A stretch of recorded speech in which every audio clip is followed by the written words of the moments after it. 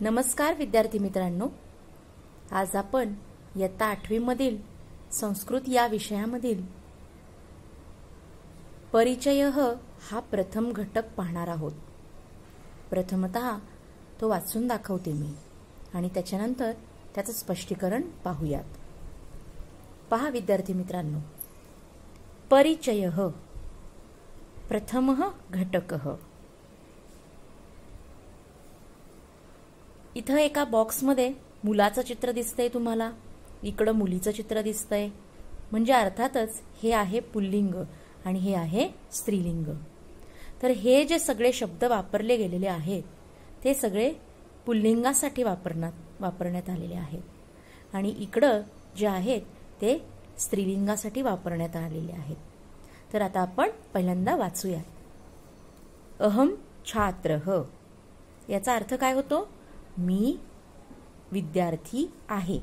आता आहे या शब्दाला संस्कृतमध्ये अस्ति असं बोललं जातं, परंतु अस्ति नाही म्हणालं आणि आपण नुसतं म्हणालो अहम छात्रः तरी ते समजतं की मी विद्यार्थी आहे म्हणून।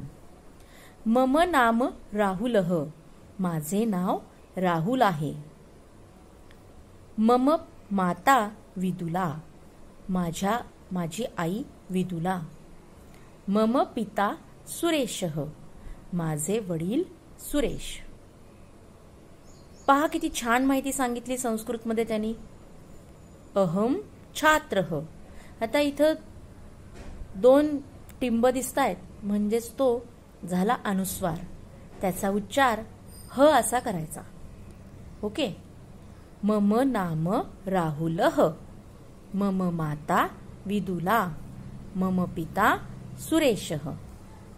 आता इकडं पाहूयात आपण, ही मुलगी काय त्याला विचारतीये, बाण दाखवून म्हटले बघा, त्वम छात्रा, तू विद्यार्थिनी, त्वम राधा, तू राधा आहेस असं म्हटलेलं आहे।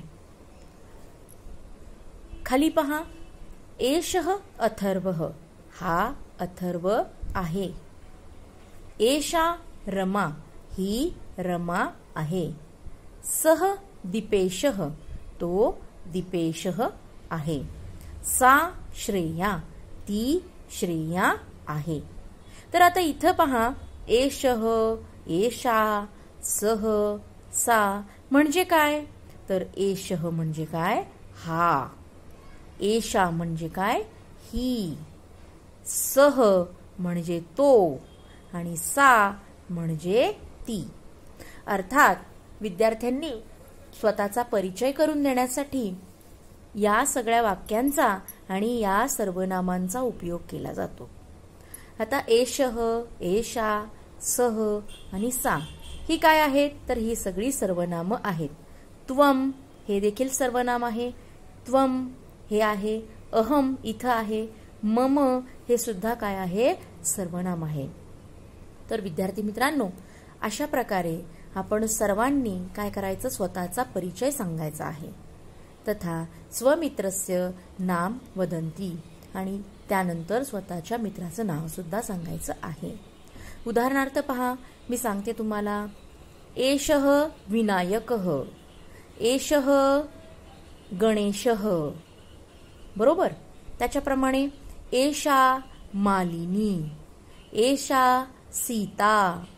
याचा अर्थ काय होतो? एषः अथर्वः, हा अथर्व आहे, हा विनायक आहे, हा गणेश आहे।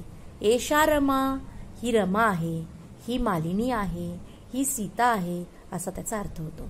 मग तुम्ही पण तुमच्या मित्रांची नावं सांगा आणि मुलींनी मैत्रिणींची नावं सांगा।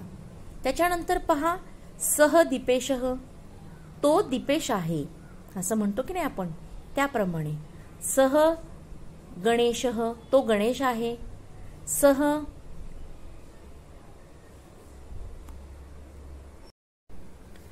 तर विद्यार्थी मित्रांनो, याचप्रमाणे तुम्ही काय करणार आहात?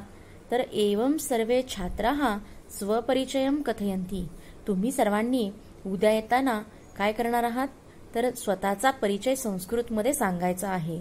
तर तत्पूर्वी तुम्ही सगळ्यांनी वहीमध्ये तो उद्या येताना लिहून आणावा। त्यानंतर तुम्ही तुमच्या मित्रांची नावं संस्कृतमध्ये लिहून आणायची. धन्यवाद.